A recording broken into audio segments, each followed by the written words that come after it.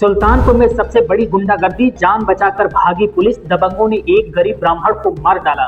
दबंगों ने पहले पुलिस की गाड़ी पर चढ़ाया ट्रैक्टर, फिर भागते दरोगा को रपट कर पकड़ा, फाड़ दी वर्दी। सुल्तानपुर में चंदन शर्मा की हत्या से लखनऊ तक हड़कंप, जातीय धार से मच गया तूफान, ब्राह्मणों का पारा हाई। 4 दिन तक पुलिस देखती रही तमाशा, अब न्याय मांगने पर मृतक परिवार को मिल रही धमकी, दबंगों की गुंडागर्दी। सुल्तानपुर में घोटा गया इंसाफ का गला, जातीय जहर को दी गई सांसें, कौन मरेगा और कौन बचेगा। अब सबसे बड़ा सवाल, चंदन को क्यों और किसने मारा? क्या गरीब, विकलांगता और ब्राह्मण होना है गुनाह? दोस्तों, सुल्तानपुर की सियासत में एक और सबसे बड़ा भूचाल आ गया है।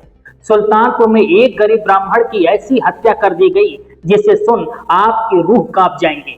चंदन शर्मा हत्याकांड को लेकर अब एक और सनसनी फैल गई है, जो सुल्तानपुर से लखनऊ तक भूचाल ला दिया है।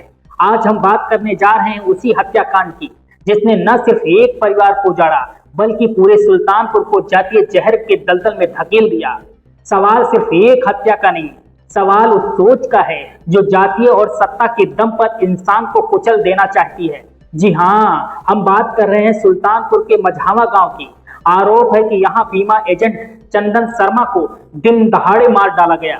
आरोपियों के नाम सामने जब आए, उसमें अमित यादव, सचिन यादव, पिंटू यादव। चंदन ब्राह्मण था, गरीब था, दुर्भाग्य से वह विकलांग भी था, लेकिन दबंगों को न इंसानियत की फिक्र थी, न इंसाफ की। कि नहीं पता है, सारी खनन माफिया है, पूरे नहर की खुदाई करके और सारी रात मिट्टी बेचता है। आपको पता है कि नहीं पता है? आप समझे, जान लीजिए, ये भी जान लीजिए, खनन माफिया भी है। मामा मीडिया तो खनन माफिया भी है, ये भी मैं बता दे रहा हूँ। खनन माफिया चंदन की हत्या के बाद जब परिवार न्याय की उम्मीद में थाने पहुंचा, तो आरोपी बौखला गए। आरोपी फोन पर गालियां दी, धमकी दी, कहा कि मामला आगे बढ़ाया तो जान से मार देंगे। 4 दिन तक पुलिस चुप रही, कोई गिरफ्तारी नहीं हुई, और यहीं से कहानी ये जातीय रंग पकड़ा। जो ब्राह्मण संगठनों और सवर्ण आर्मी ने मोर्चा खोल दिया, डीएम को अल्टीमेटम दिया, 24 घंटे में गिरफ्तारी नहीं हुई तो बड़ा आंदोलन होगा। यहीं से फिर सियासत भी इस आग में कूद पड़ी।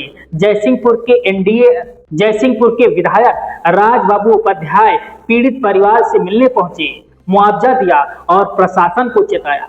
अगर गांव पर गुंडों का कब्जा रहा तो सरकार बुलडोजर चलाएगी। लेकिन कहानी यही नहीं रुकी। मंगलवार को जब पुलिस टीम आरोपियों के रिश्तेदारों को पकड़ने गई, तो उन पर ट्रैक्टर चढ़ाने की कोशिश की गई, कोतवाल की वर्दी फाड़ दी गई और कई पुलिस वाले घायल हो गए। आरोपियों के हौसले इतने बुलंद थे कि पुलिस को भी भागकर जान बचानी पड़ी।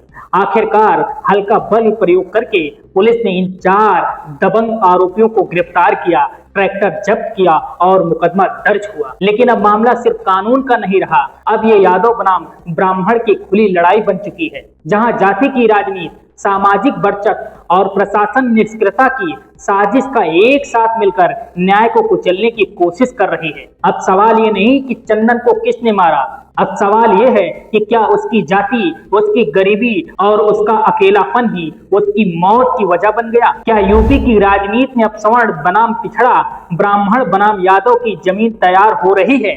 और अगर जवाब है हाँ, तो इसका जिम्मेदार कौन है? वो गुंडे जो खुलेआम धमकी देते हैं, या वो तंत्र जो 4 दिन तक तमाशा देखता है? अब वक्त आ गया है जब कानून सिर्फ फाइलों में नहीं, जमीन पर दिखना चाहिए। चंदन शर्मा अब सिर्फ एक नाम ही नहीं, एक प्रतीक बन गया है, उस आम ब्राह्मण परिवार का जिसे न सत्ता का सहारा मिला, न प्रशासन का। ये लड़ाई जात की नहीं, इंसाफ की होनी चाहिए। लेकिन अगर सियासत इसे जातीय रंग दे रही है, तो प्रशासन को अब तय करना होगा वो संविधान के साथ खड़ा है या गुंडों के संग। Bureau report, DK Tripathi, Saam TV digital, Uttar प्रदेश।